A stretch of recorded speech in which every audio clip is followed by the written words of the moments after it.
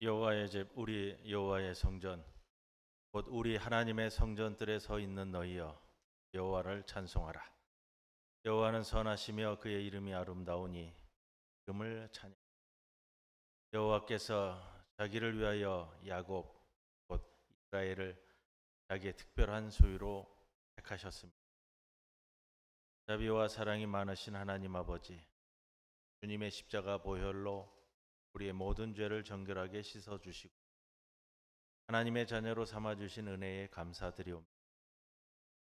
아버지가 그 아들을 사랑함과 같이 신랑이 자기의 신부를 기뻐함과 같이 하나님은 매일 매순간 저희를 사랑하여 주시고 아끼시며 보호해 주셨습니다.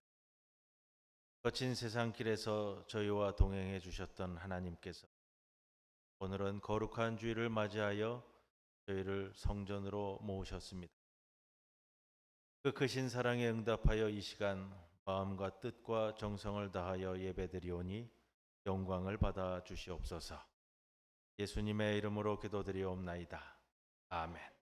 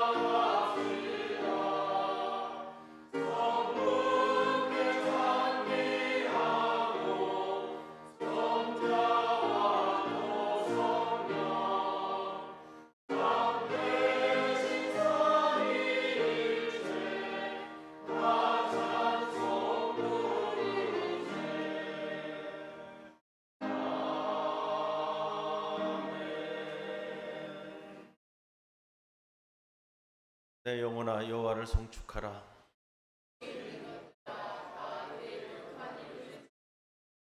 내 영혼아 여호와를 송축하며 그의 모든 은택을 잊지 말지어다.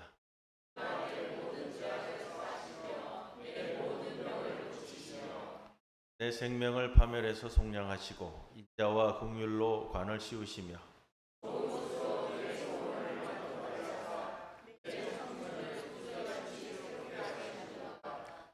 여호와는 긍휼이 많으시고 은혜로우시며 노하기를 더디하시고 인자하심이 풍부하시도다.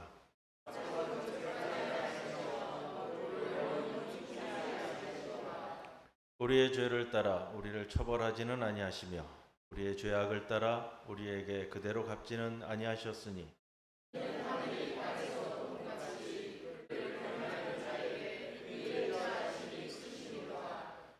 동이 서에서 먼 것 같이 우리의 죄과를 우리에게서 멀리 옮기셨으며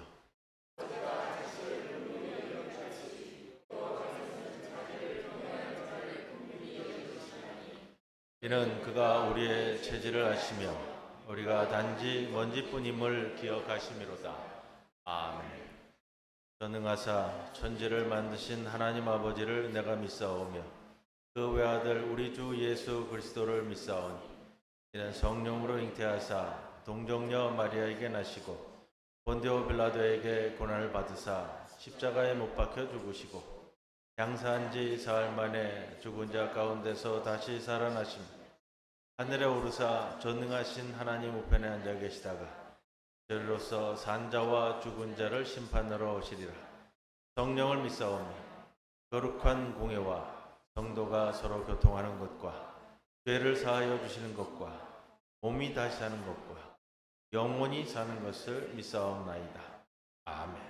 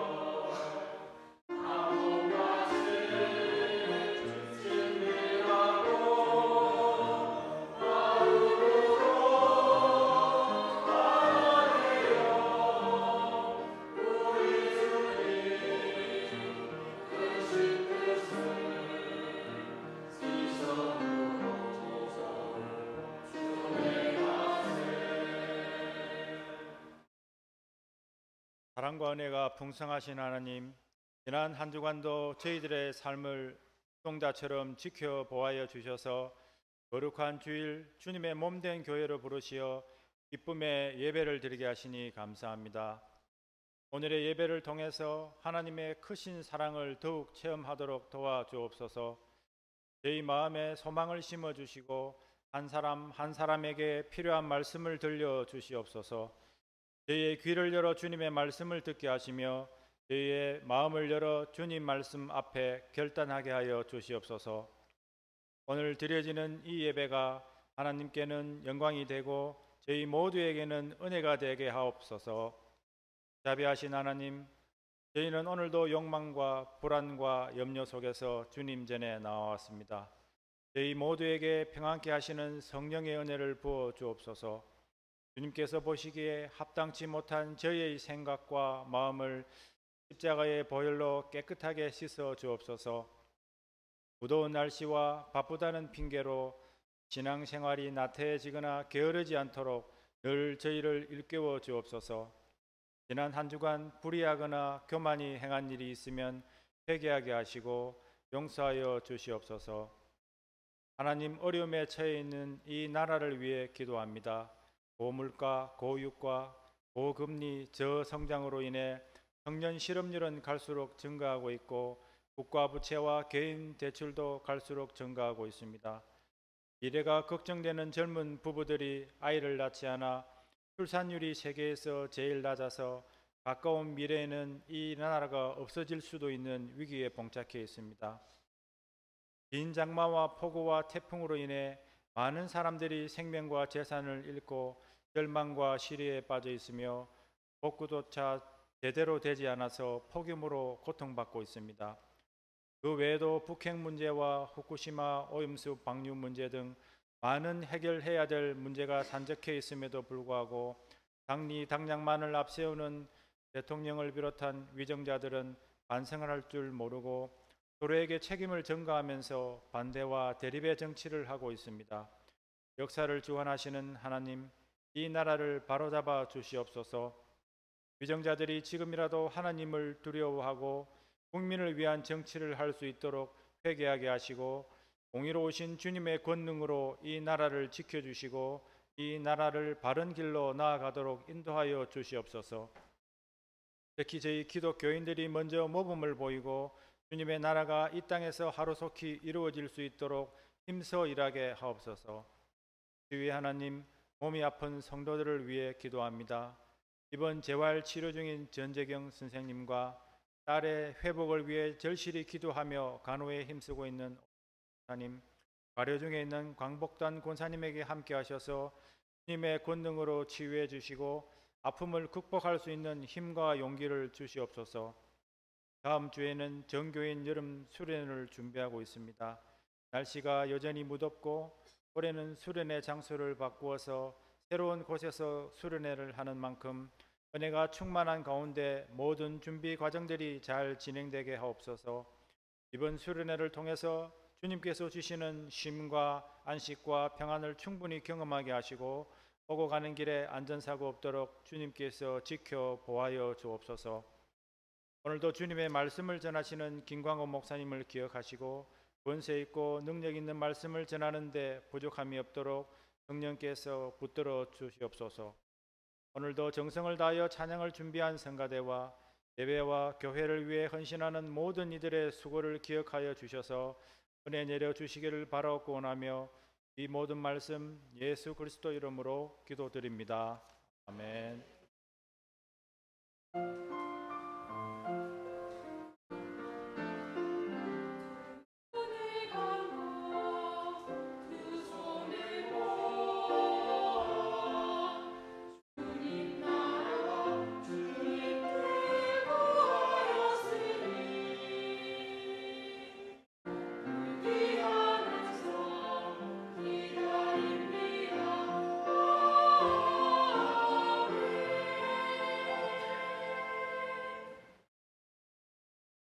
오늘의 시편 말씀은 시편 113편 1절에서 3절 말씀.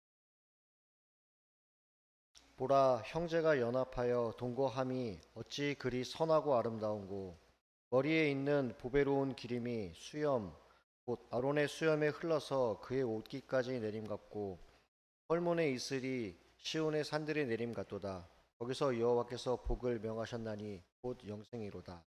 이는 하나님의 말씀입니다.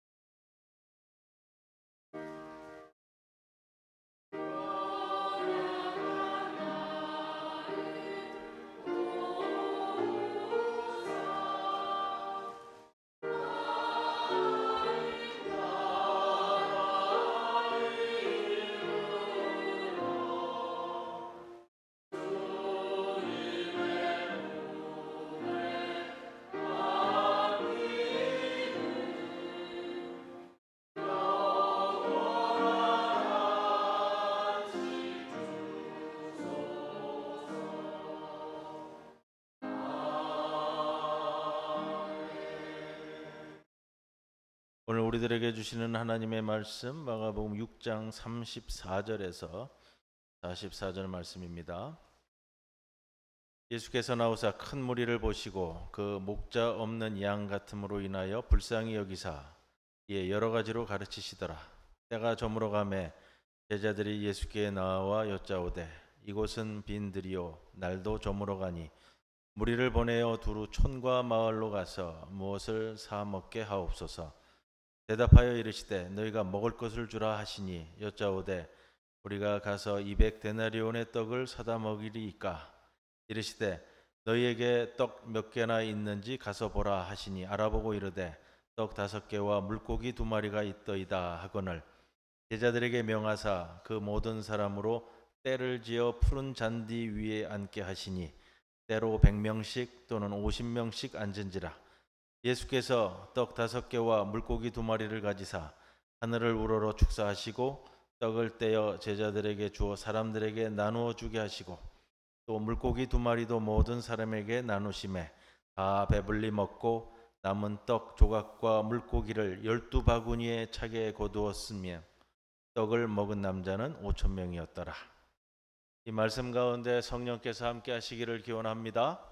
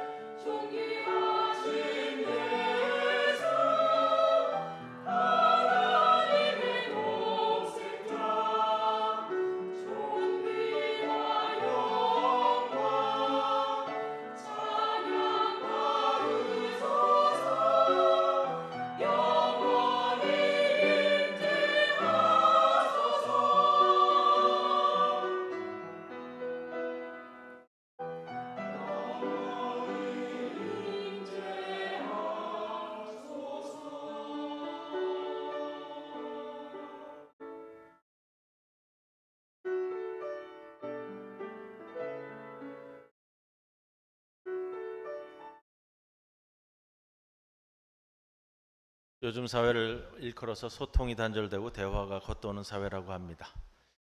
어긋남과 갈등이 있어도 만나서 부대끼다 보면 풀어지고 정도 쌓이는 것인데 요즘은 어색한 자리는 피하고 힘들면 아예 만나지 않고 피해가는 문화가 쏟아져가고 있다고 합니다.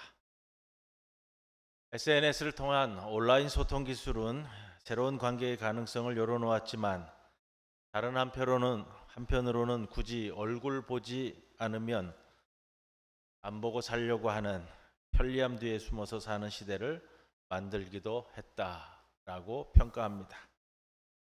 문제의 심각성을 인지한 영국에서는 세계 최초로 외로움부라는 부를 신설해서 정부 차원에서 대응해 가기로 했다고 합니다. 여러분, 외로움부라는 게 생겼습니다. 나라의 행안부나 외교부처럼 영국은 정부 차원에서 외로움부라고 생겼습니다. 외로움이 인간성의 위기와 경제의 위기와 민주주의 위기를 초래한다라는 발표도 나오고 있고요. 오늘날 급속하게 양극화되는 한국의 정치 지형과 극단적으로 거칠어지는 정치적 의사표현도 외로움과 관계가 되어 있다라고 이야기합니다. 이런 가운데 교회는 무엇을 할 수 있을까? 정치적 논쟁의 한복판에 뛰어드는 일도 있겠지만 그래도 근본적인 문제의 해결을 위해서 교회는 나서야 되지 않겠는가 하는 생각입니다. 외로움을 다루는 것, 이것도 교회의 한 측면이 되지 않을까 생각해 봅니다. 우리 사회에서 고립의 대표적인 징후로 표현되는 것이 혼밥이라는 단어입니다. 2022년도 전체 가구 수의 3분의 1, 작년도 전체 가구 수의 33.4%가 1인 가구라고 합니다. 혼자 살다 보니 혼자 먹는 사람도 자연스럽게 늘어갈 수밖에 없을 것 같습니다. 또 혼밥은 라이프 스타일이다 라고도 이야기하는데 혼자 밥 먹고 혼자 영화 보고 혼자 놀고 하나의 생활 양식으로 되어가고 있다 이야기합니다. 2020년도 조사 통계에 따르면 성인 4명 중 3명이 나는 나홀로족에 가깝다라고 대답했습니다. 문화평론가인 김현식 교수는 나홀로족이라는 것은 결혼 여부나 주거 형태와 상관없이 혼자만의 시간을 즐기는 사람들을 가리키는 말이다. 1인 가족, 싱글족보다 더 포괄적인 개념이라 이렇게 정의합니다. 그런데 성경에는 여호와 하나님이 이르시되 사람이 혼자 사는 것이 좋지 아니하니라고 창세기 2장 18절에 이야기합니다. 그리고 이 말씀에 이어서 하나님이 반려자를 지어주셨는데 이 말씀은 인간이 반드시 결혼해야 한다라는 것을 강조하는 말씀이라기보다는 인간의 공동체적 본성을 말한다고 보는 것이 2023년도에 해석할 수 있는 말씀입니다. 왜냐하면 고린도전서 7장을 보면 결혼하는 것과 결혼하지 않는 것의 장단점을 함께 말하고 있기 때문에 그렇습니다. 목사로서 말씀드릴 수 있는 것은 가급적 결혼을 하는 것이 좋습니다. 하지만 만일 어떤 이유로 결혼은 하지 않고 사는 것을 선택한다면 더욱더 좀 풍성하고 든든한 관계를 만들어 유지하고 살아야 한다는 것을 말씀드립니다. 성경에서 중요한 주제 중에 하나가 또 하나가 있습니다. 뭐냐? 먹는 겁니다. 누가복음의 사건을 이루어 나가는 배경을 보면 우리가 누가복음의 사건들에 가지고 말씀을 한동안 제가 전했습니다만 예수님의 사건 중에 대부분의 사건들이요. 식사하러 가는 중에 또는 식사 도중에 또는 식사를 마치고 끝나고 나오실 때의 대부분의 사건을 기록하고 있습니다. 여러분, 사복음서 가운데 모두 등장하는 이적 사건은 뭐라고 말씀드렸죠? 오병이어 사건입니다. 유일하게 사복음서가 모두 다 다루고 있는 사건이 오병이어 사건인데 그만큼 먹는 게 중요하다라는 말씀을 드리고 싶습니다.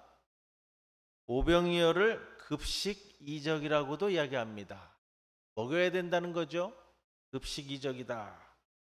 음식을 공급해 주는 것을 급식이라고 하는데 그 급식에 대한 이적 사건이다라고 이야기합니다. 그런데 오늘 이 시간은 이게 정말로 맞는 표현인가 하는 것을 조금 말씀드리고 싶습니다. 급식이라고 하면 어떤 이미지가 떠오르죠? 급식은 어디에서 이루어집니까? 요즘은 주로 학교, 그리고 예전에는 군대, 그리고 또 어디죠? 요즘은 회사. 줄을 서서 음식을 받는 장면을 생각하게 됩니다. 근데 성경은 오병이어 기적의 장면을 이렇게 묘사합니다. 제자들에게 명하사 그 모든 사람으로 때를 지어 푸른 잔디 위에 앉게 하시니 때로 100명씩 또는 50명씩 앉은지라. 오늘 말씀의 주제이면서 제가 제목으로 잡은 표현이기도 합니다. 때를 지어 앉게 하셨다. 한번 이 장면을 상상해 보십시오. 예전과는 좀 다르게요. 좀 다르게 보일 거예요. 푸른 잔디 위에, 오늘 본문에서도 그렇게 표현하고 있습니다. 푸른 잔디 위에 50명, 100명씩 앉았다. 푸른 잔디 위에 50명, 100명씩 앉았습니다. 그래도 급식소보다는 조금 낭만 있잖아요. 우리가 요즘은 야외 예배를 안 갔습니다만 한때 우리 허기지 권사님 농장에서 야외 예배 시간을 가졌는데 푸른 잔디 위에 잡초가 더 많았나요? 푸른 잔디 위에 나무 그늘 아래, 그래도 나무 그늘 아래에서 우리 모든 성도들이 각 가정에서 준비해 오신 음식을 풀고 먹었던 경험이 있습니다. 헬라어 본문에서 때를 지어라는 말이 2번이 반복이 되는데 원어를 말씀드려서 좀 미안합니다만 오늘 이 원어를 정확히 좀 오늘 주제하고 연결되어지기 때문에 말씀드리고 싶어였고, 때를 지어라는 말을 2번을 반복하는데 헬라어 원어로서 어떤 단어를 쓰냐 하면요, 심포지아, 심포지아, 심포지아, 심포지아, 이게 때를 지어예요. 심포지온이라는 것은 사전을 보면은 이렇게 표현합니다. 이게 그룹이라는 뜻을 가지고 있기 때문에 우리 번역이 그렇게 된 것 같아요. 헬라어 사전을 보면은 그룹이라고 되어 있기 때문에 때를 지어는, 그러니까 그룹을 지어 50명씩 100명씩 이렇게 하는데, 우리가 사전도 보면은 제1번의 해설이 나오고요. 1번 뭐, 2번 뭐, 3번 뭐, 그리고 흔하지 않게는 이렇게도 이런 의미로 쓰입니다. 이렇게 하는 게 이게 사전이잖아요. 그룹이라고 번역되는 것은 헬라어 사전에서 2번째 번역이고요. 1번 번역이 뭔지 아세요? 첫 번째 번역이 심포지온이라는 말은 뭐냐면요, 파티라는 뜻이에요. 파티. 자, 이어지는 앉다라는 단어를 우리는 우리말 표현이 이게 맞기 때문에 아마 앉게 하셨다 이렇게 표현한 것 같아요. 네, 아나클라인이라는 단어를 쓰는데 이거 뭐냐면 원래 이 뜻은 이 눕다라는 거예요. 예전에 최후의 만찬에서도 제가 설명을 좀 드렸습니다만, 최후의 만찬에서 만찬 식사를 하는 것은 우리처럼 이렇게 지금처럼 뭐 이렇게 의자에 앉아서 식사를 하는 것이 아니고요. 당시 이스라엘, 이게 로마식 표현이고 헬라식 유행인데 이렇게 비스듬하게 베개를 베고 누워서 식사를 합니다. 영화에 그런 장면 나오잖아요. 이게 아나클라인이에요. 누워서 식사하는 거예요. 50명씩 100명씩 푸른 잔디 위에 파티를 벌이듯이 이렇게 비스듬히 누워가지고서는 식사를 하는 거, 그걸 표현해요. 아나클라인이라서 이 영어 성경에서는 리크라인이라는 번역도 사용을 했어요.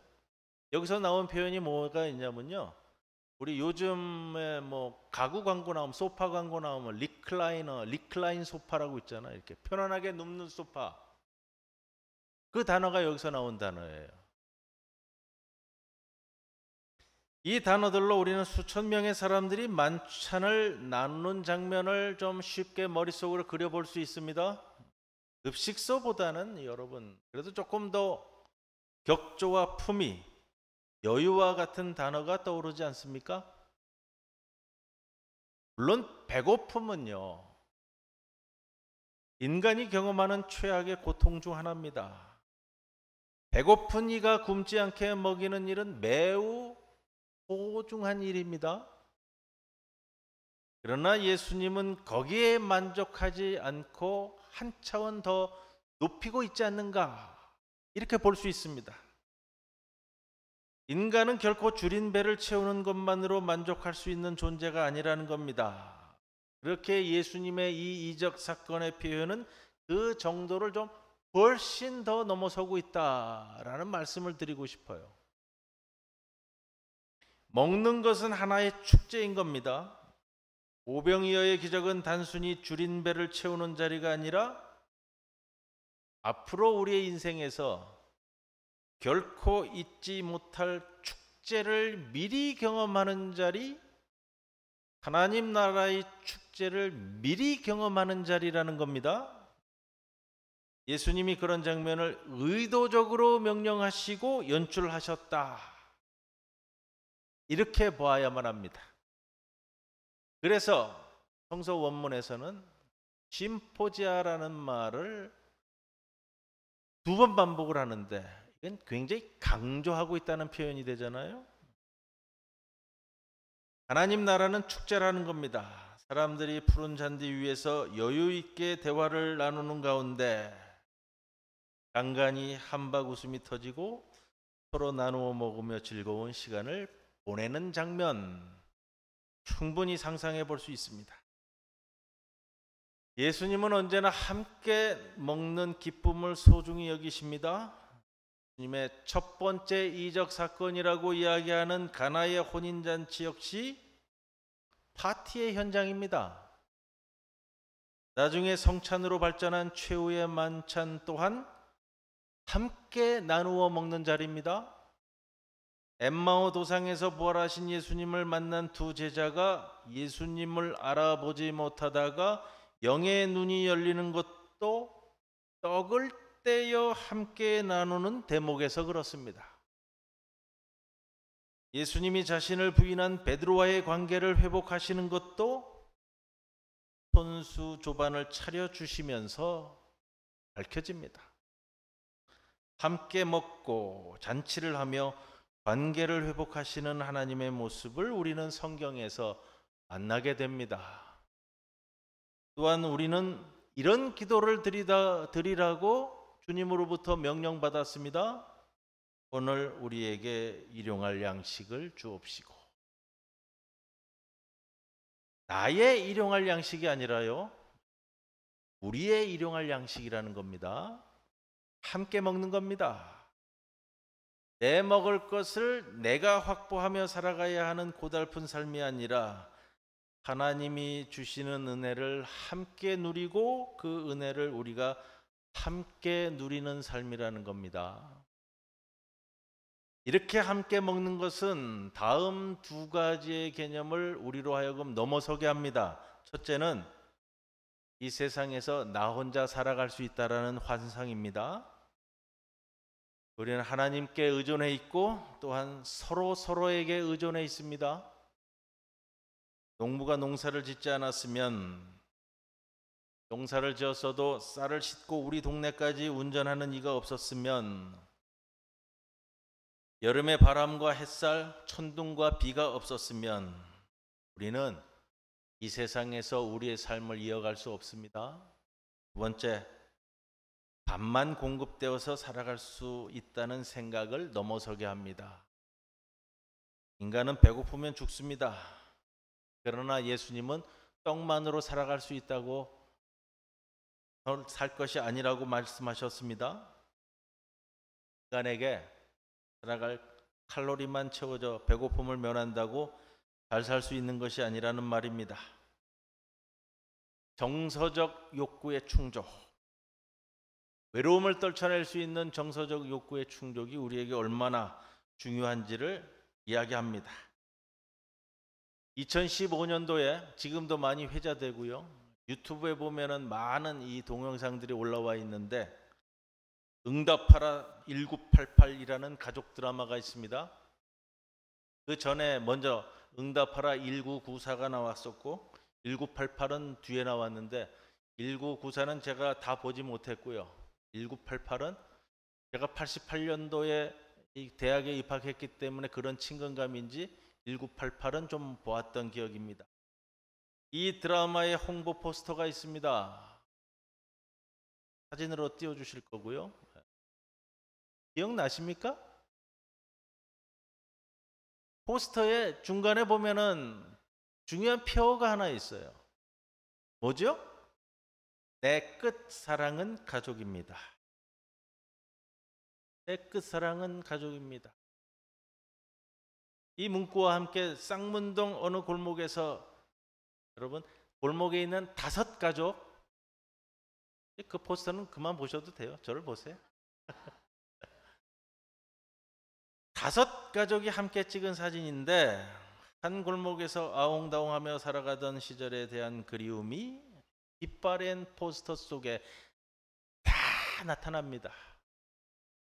아마 이 포스터를 보면은 이 5가족의 얼굴 면면이 여러분들이 다 이제 미소를 머금으면서 떠오를 것 같아요. 앞서 방송된 응답하라 1994는 신촌의 어느 하숙집을 배경으로 합니다. 주인이 엄마 같고, 1988도 그렇고 1944도 그렇고, 그 여자 주인공이 누구냐라고 묻고 1944, 1988에서 제일 이쁜 여배우가 누굽니까? 라고 질문을 던지니까 대답이 뭐라고 나왔는지 아세요? 이일화 씨라고 그랬어요. 이일화 씨 누구 아세요? 하숙집 여자 주인. 예. 그 이일화 씨가 여기 동주여고 출신이에요. 이분이 이 응답하라 이 드라마 이 시리즈를 통해서 굉장히 그 인지도가 높아졌는데, 응답하라 1994의 신촌 하숙집에 주인이 엄마 같고 아빠 같은 이 하숙집에, 기억나실 거예요. 이 하숙집 하숙생들과 같은 또래의 딸아이가 있고요. 어려서부터 가족처럼 지낸 남학생도 하숙하고 있고요.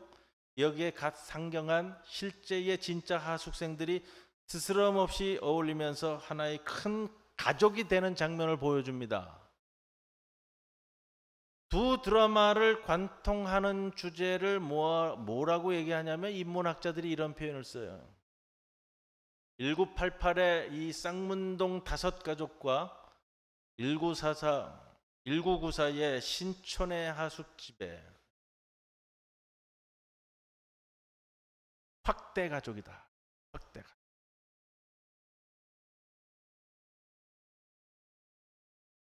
초대교회 서로 형제자매라 부르면서 가족보다 더 깊은 유대를 지향했습니다. 교회는 하나님을 가장으로 모신 가족이라는 겁니다. 응답하라 1994 드라마의 하숙집에서 기억나는 장면이 있습니다. 제가 동영상으로 따왔어요. 비현실적이라 할 만큼의 음식을 계속해서 이 아주머니가 내놓습니다. 이 일화 씨가 누군지 이 사진 드라마 동영상 보시면 나올 거예요. 드라마 동영상 준비해 주시고요. 밥상이 드라마의 주인공이라고 할 만큼 화면을 가득 채우면서 등장합니다.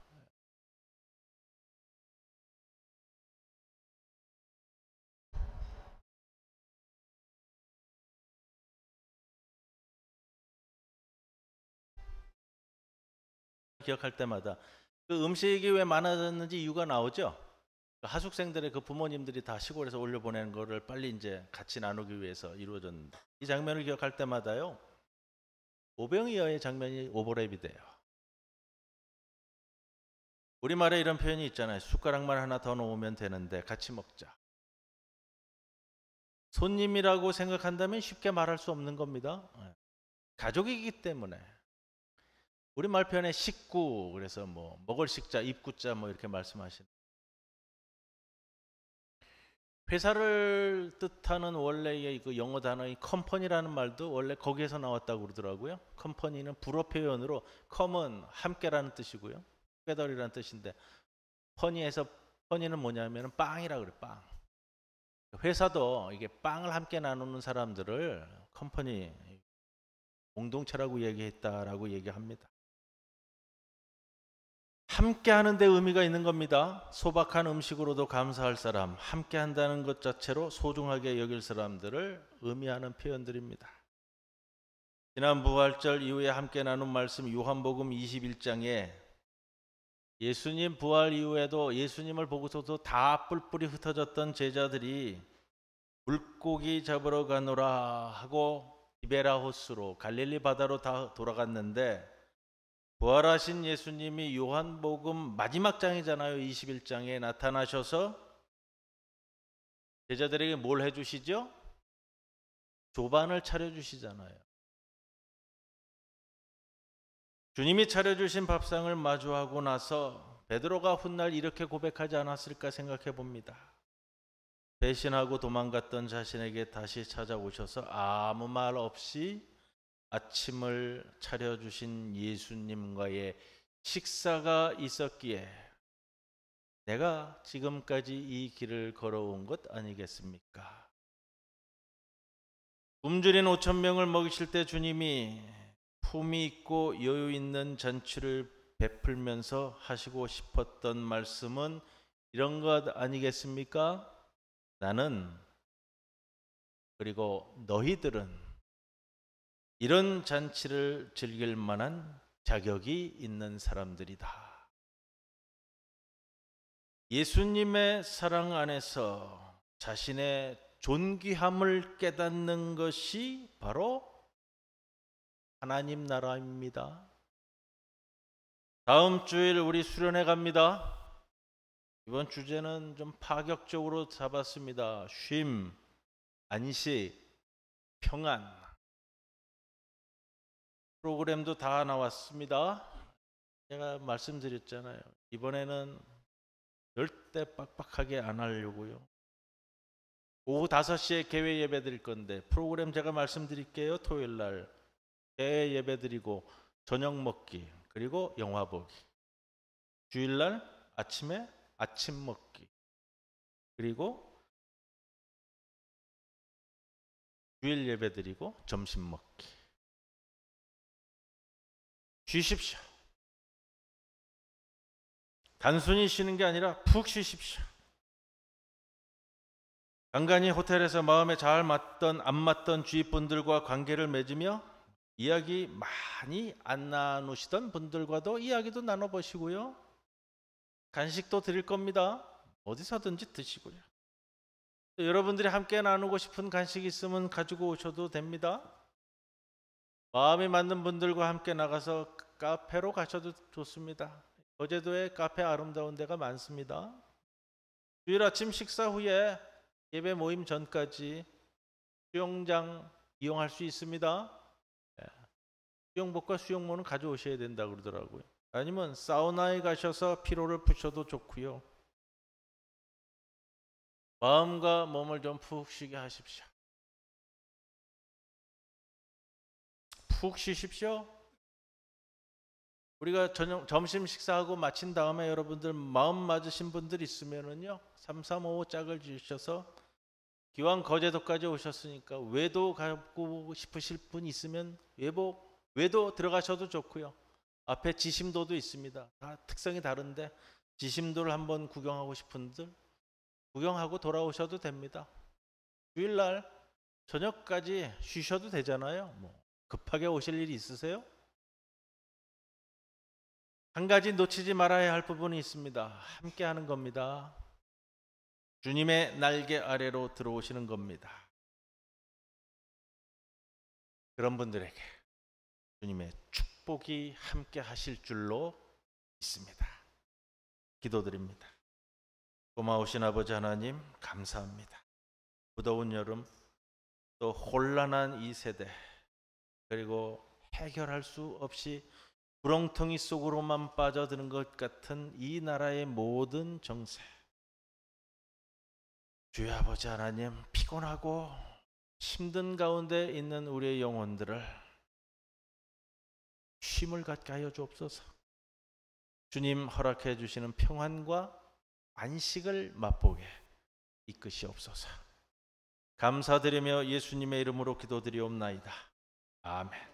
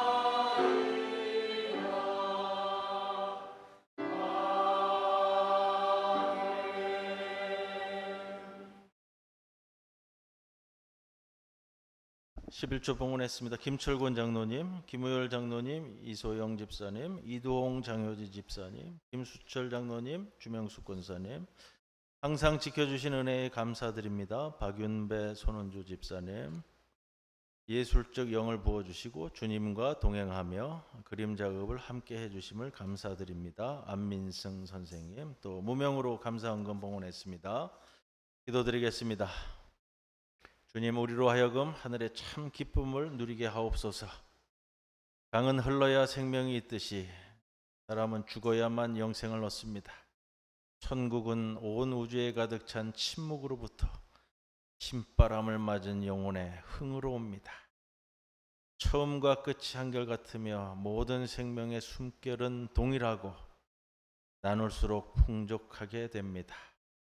그런데 베푸는 것보다는 더 챙기려 하고 제단과 제물은 있으나 희생은 없고 교리와 의식은 있는데 생동하는 숨결은 없고 감동적인 말잔치는 있으나 행동은 없는 우리의 오염된 신앙을 정화시켜 주시옵소서.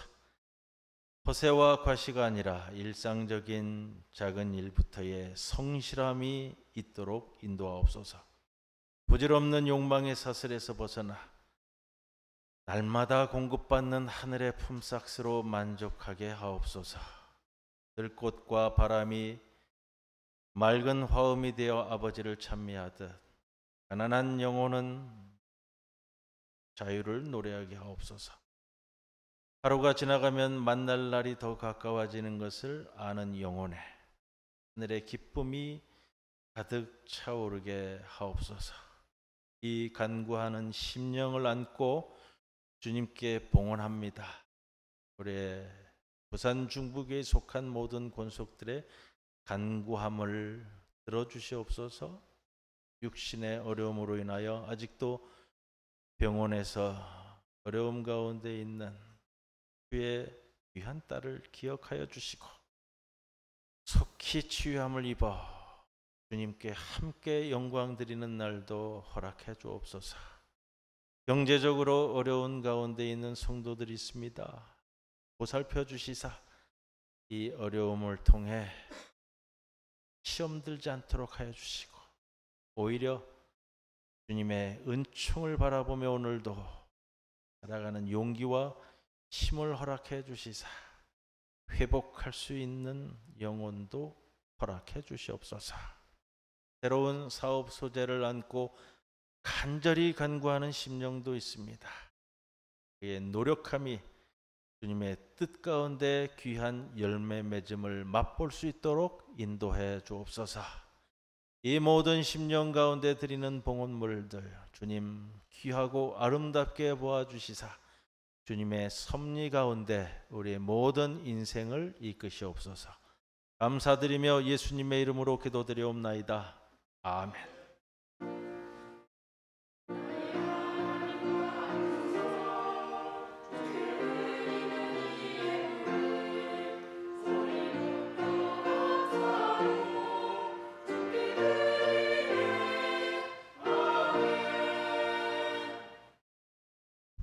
앞뒤 옆에 계신 분들과 함께 인사 나누겠습니다. 주님의 평안을 빕니다. 주님의 평안을 빕니다. 말씀 가운데서도 알려드렸지만 전교인 여름 수련회 이번 주 토요일하고 주일입니다. 다음 주일 예배는 수련회 장소에서 드리도록 합니다. 참가 신청서 써주시고요. 참가 신청서 이제 오늘 준비위원회가 오후에 모일 텐데 분들 차량 배정이라든지 방 배정이라든지 다 준비해야 됩니다. 오늘까지는 전부 다 제출해 주시고 가시기 바랍니다. 오늘 오후 8월 기관주일로 모입니다. 또 마리아회에서 아나바다 준비를 했는데 오늘부터 시작하죠? 네, 기억해 주시고 식사 후에 돌보면서 함께 나눌 수 있는 물건들을 잘 살펴봐 주시기를 바랍니다. 잊지 마시고 우리 전재경 선생님 위해서 기도해 주시고요. 또 경주에 가 계시는 우리 강복단 권사님 위해서도 기도해 주시기를 부탁드립니다. 모두 일어서셔서 회외송 함께 찬송드립니다.